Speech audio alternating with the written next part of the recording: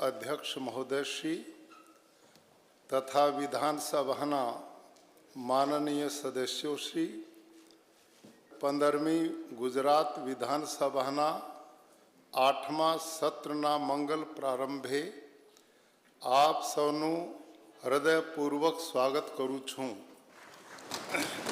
विश्व को अहिंसा और सत्य का मार्ग दिखाने वाले महात्मा गांधी जी, देश को एकता के सूत्र में बांधने वाले सरदार वल्लभ भाई पटेल, गुजरात के महान सपूत ऋषि तुल्य मूक सेवक पूज्य श्री रविशंकर महाराज, आर्य समाज के संस्थापक स्वामी दयानंद सरस्वती, गुजरात की अस्मिता के ध्वजवाहक श्री इंदुलाल याज्ञनिक जी की जन्मभूमि गुजरात राज्य की विधानसभा को संबोधित करने का आज मुझे अवसर प्राप्त हो रहा है।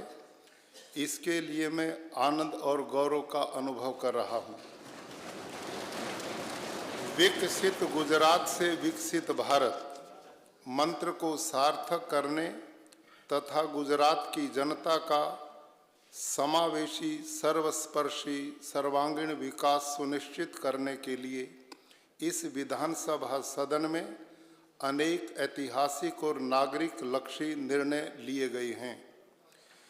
देशना कोई पण खूणामां केम छो नो उच्चार थाय छे त्यारे प्रत्युत्तरमां मजामां सांभळवा मळे छे। गुजरात माटेनो आ आदर भाव गुजरातनी प्रगतिशील विचारसरणी अने विकासने राष्ट्रीय आंदोलन बनावनार वडाप्रधान श्री नरेंद्र भाई मोदीजीना लोकप्रिय नेतृत्वनु प्रतिबिंब छे। गुजरात के लिए विकास की परिभाषा वह है जिसमें सर्वजन हिताय सर्वजन सुखाय की भावना हो। गुजरात की विकास यात्रा ऐसी है जहां युवा शक्ति के सपनों को मिलती है नई उड़ान, जहां किसान के पसीने को मिलता है पूरा सम्मान, नारी शक्ति के गौरव का हम करते हैं जतन और गरीब कल्याण के लिए करते हैं चिंतन। एक और उद्योगों के लिए प्रगति के द्वार तो दूसरी तरफ जन जन के स्वास्थ्य की ली जाती है संपूर्ण दरकार। गुजरात की जनता ऐसे सर्वग्राही विकास की साक्षी रही है। शाश्वत संस्कृति के धाम सोमनाथ मंदिर पर हुए आक्रमण को 1000 वर्ष पूरे हुए हैं। सोमनाथ मंदिर का मात्र एक शिवालय नहीं है बल्कि काल के कपाल पर अंकित हमारी अस्मिता और अस्तित्व की विजय गाथा है। इसके लिए ही सोमनाथ स्वाभिमान पर्व का आयोजन किया गया। जनवरी की 9 से 15 तारीख तक भगवान सोमनाथ के चरणों में हमारे यशस्वी प्रधानमंत्री श्री नरेंद्र भाई मोदी जी के प्रेरक सानिध्य में हम सभी ने साथ मिलकर संस्कृति की आराधना की है। यह उत्सव मात्र उत्सव नहीं बल्कि राष्ट्र के गौरव को पुनः स्थापित करने का सुंदर अवसर है। देश की एकता और अखंडता के शिल्पकार लौह पुरुष सरदार वल्लभ भाई पटेल और भगवान बिरसा मुंडा जी की 150वीं जयंती मनाने का वर्ष ऐतिहासिक बन रहा है। यह राष्ट्रीय गौरव को उजागर करने का एक पावन पर्व है। यह वर्ष राष्ट्रगान वंदे मातरम और सरदार साहब की राष्ट्रीय विचारधारा का समूचे विश्व में प्रचार प्रसार का प्रेरणा स्रोत बन रहा है। देश की एकता और अखंडता के शिल्पी लौह पुरुष सरदार वल्लभ भाई पटेल की जन्म जयंती के सुअवसर पर करमसद से केवड़िया यूनिटी मार्च सरदार एट 150 का आयोजन हुआ। करमसद की पावन रज में से प्रकट हुई राष्ट्रभक्ति की ज्योति, यह 11 दिन की पदयात्रा जब विश्व की सबसे विराट प्रतिमा स्टैच्यू ऑफ यूनिटी के चरणों में वंदन करने पहुंची, तब गुजरात के इतिहास में सबसे सुनहरा पृष्ठ शामिल हुआ। यह पद यात्रा कोई सामान्य यात्रा नहीं थी बल्कि भारतीयों के जन और मन को एकता के अदृश्य सूत्र में बांधने वाली एक अविस्मरणीय एकता पद यात्रा बन गई। धरती आबा भगवान बिरसा मुंडा जी की 150वीं जन्म जयंती को यादगार बनाने और जनजातीय नायकों के शौर्य और अमूल्य योगदान को सम्मानित करने के लिए समग्र देश में 2025 का वर्ष जनजातीय गौरव वर्ष के तौर पर मनाकर भगवान बिरसा मुंडा को सही अर्थों में सम्मान दिया गया है। माननीय प्रधानमंत्री श्री नरेंद्र भाई मोदी जी की उपस्थिति में जनजातीय गौरव दिवस को राष्ट्रीय स्तर पर भव्य और दिव्य पर्व के स्वरूप में नर्मदा जिले के देड़िया पाड़ा में मनाया गया। यह वास्तव में गुजरात के लिए गौरव की बात है। जनजातीय समुदायों के लिए स्वास्थ्य सुविधा को ज़्यादा सुनिश्चित करने के लिए प्रधानमंत्री जी की प्रेरणा से गुजरात जीनोम सीक्वेंसिंग प्रोजेक्ट शुरू करने वाला देश का प्रथम राज्य बना है। खास तौर पर कमजोर आदिम समूहों को प्रधानमंत्री आवास योजना ग्रामीण के अंतर्गत आवास आवंटन में गुजरात ने देश में बेस्ट परफॉर्मिंग स्टेट के तौर पर पुरस्कार पाने का गौरव हासिल किया है। अहमदाबाद में आयोजित अंतर्राष्ट्रीय पतंग महोत्सव 2026 में देश के माननीय प्रधानमंत्री और जर्मनी के माननीय चांसलर की प्रेरक उपस्थिति ने राज्य के उत्सव को वैश्विक पहचान दी। मेरी सरकार सरल, सहज लेकिन ठोस और लोकाभिमुख प्रशासन अपनाने के लिए सतत प्रयत्नशील रही है। इसके तहत पूर्व प्रधानमंत्री श्री अटल बिहारी वाजपेयी की जन्म जयंती पर सुशासन दिवस भव्य रूप से मनाया गया।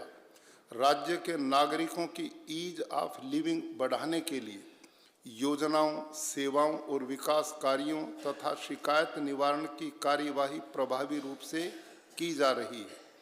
राज्य के यशस्वी मुख्यमंत्री श्री भूपेंद्र भाई पटेल के निर्देशन में विभिन्न विभागों की कार्य प्रणाली के महत्वपूर्ण पैरामीटर्स को सीएम डैशबोर्ड पर एक ही इंटीग्रेटेड प्लेटफॉर्म पर लाया गया है। गुड गवर्नेंस की उज्जवल परंपरा को गति पूर्वक आगे बढ़ाने हेतु सीएम डैशबोर्ड द्वारा गवर्नेंस परफॉर्मेंस इंडेक्स तैयार किया गया है।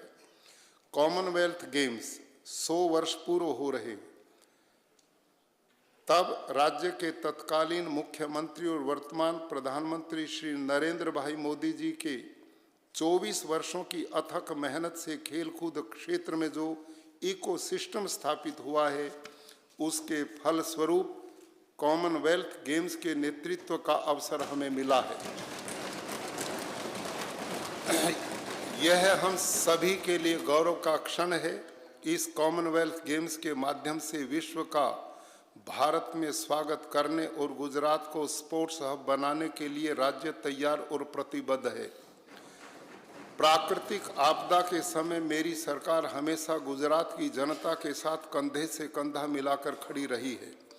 राज्य में आई बाढ़ और बेमौसम वर्षा के कारण किसानों को हुए नुकसान की भरपाई करके उन्हें फिर से मजबूत करने के लिए मुख्यमंत्री ने संवेदनशील अभिगम अपनाते हुए 11,000 करोड़ रुपए से अधिक का सहायता पैकेज घोषित किया है। यह ऐतिहासिक पैकेज मात्र एक सहायता ही नहीं है, बल्कि धरती पुत्रों के परिश्रम को सम्मान है। मुख्यमंत्री श्री भूपेंद्र भाई पटेल के नेतृत्व में अत्याधुनिक गुजरात के विकास पथ पर एक ठोस कदम के तौर पर राज्य के 4 जोन में वाइब्रेंट गुजरात रीजनल कॉन्फ्रेंस का आयोजन किया गया। मेहसाणा और राजकोट में यह सम्मेलन सफलतापूर्वक संपन्न हुआ। रीजनल एस्पिरेशन, ग्लोबल एम्बिशंस की थीम और हर घर स्वदेशी की भावना के साथ आयोजित यह सम्मेलन केवल एक कार्यक्रम नहीं, बल्कि आत्मनिर्भर गुजरात से आत्मनिर्भर भारत के विजन को साकार करने का रणनीतिक मंच बन गया है। वाइब्रेंट गुजरात रीजनल कॉन्फ्रेंस का यह नवाचार राज्य के उद्योगों को प्रधानमंत्री जी के विकसित भारत 2047 विजन को आत्मनिर्भर भारत, वोकल फॉर लोकल और लोकल फॉर ग्लोबल के लिए मार्गदर्शन करने का महत्वपूर्ण प्लेटफॉर्म बनेगा। मुख्यमंत्री श्री भूपेंद्र भाई पटेल के नेतृत्व में समुद्र से समृद्धि के विजन को साकार करने हेतु राज्य में बंदरगाहों के आधुनिक ढांचागत विकास का एक महत्वपूर्ण कदम सरकार ने उठाया है। इसके अंतर्गत गुजरात मैरीटाइम बोर्ड के साथ गुजरात पीपावाव पोर्ट लिमिटेड द्वारा रुपए 17,000 करोड़ के निवेश के समझौते किए गए हैं। इन समझौते से पीपावाव पोर्ट्स का विस्तार होगा, जिसके परिणाम स्वरूप गुजरात की भारत में मैरीटाइम गेटवे के रूप में स्थापित पहचान और ज्यादा मजबूत होगी। मेरी सरकार ने राज्य शासन में प्रशासनिक विकेंद्रीकरण का उद्देश्य रखा है।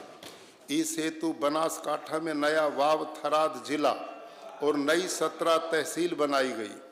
इस विकेंद्रीकरण से लोगों को जिला स्तर तहसील स्तर के कार्यालयों के साथ काम में सुगमता रहेगी। नए तहसील मुख्यालय नजदीक होने से सामाजिक, आर्थिक, स्वास्थ्य और शैक्षणिक सुविधाओं में वृद्धि होगी तथा दूर दराज के गांव में तहसील मुख्यालय आने जाने में समय, शक्ति और धन की बचत होगी। माननीय प्रधानमंत्री श्री नरेंद्र भाई मोदी जी द्वारा जिसे डेमोग्राफिक डिविडेंड कहा गया है, ऐसी युवा शक्ति को लोगों की सेवा करने का अवसर देने हेतु पिछले वर्ष 30,000 से अधिक उम्मीदवारों को मेरी सरकार द्वारा नियुक्ति पत्र प्रदान किए गए हैं। इस प्रक्रिया को निरंतर और नियमित बनाए रखने हेतु राज्य सरकार ने मैन पावर प्लानिंग के लिए 10 वर्षीय भर्ती कैलेंडर तैयार किया है। इसके अंतर्गत वर्ष 2024 से 2033 के दौरान कुल 2 लाख से अधिक पदों को चरणबद्ध रूप से भरने का आयोजन राज्य सरकार ने किया है। भूमि, पर्यावरण, मानव जाति के स्वास्थ्य के लिए प्राकृतिक कृषि एक वरदान है। प्राकृतिक कृषि को माननीय प्रधानमंत्री श्री नरेंद्र भाई मोदी जी ने अपने हृदय के सबसे करीब माना है और इस देश का प्रत्येक किसान प्राकृतिक कृषि अपनाए, यह उनका सपना है।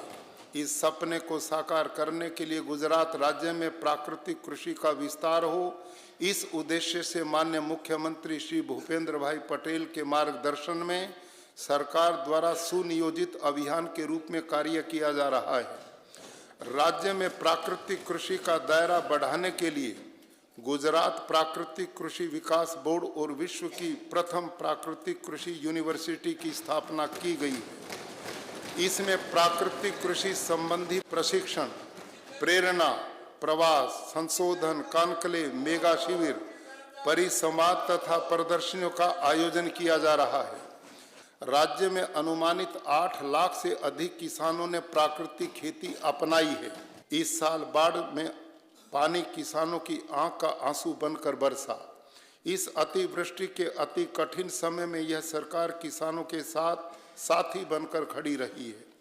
मेरी सरकार ने बेमौसम वर्षा के कारण किसानों को सहायता प्रदान करने हेतु चालू वर्ष में बड़े पैमाने पर कृषि राहत पैकेज की घोषणा की, जिसके अंतर्गत 33 लाख से अधिक किसानों को 9,610 करोड़ रुपए की सहायता प्रभावित किसानों के बैंक खातों में जमा कराई गई।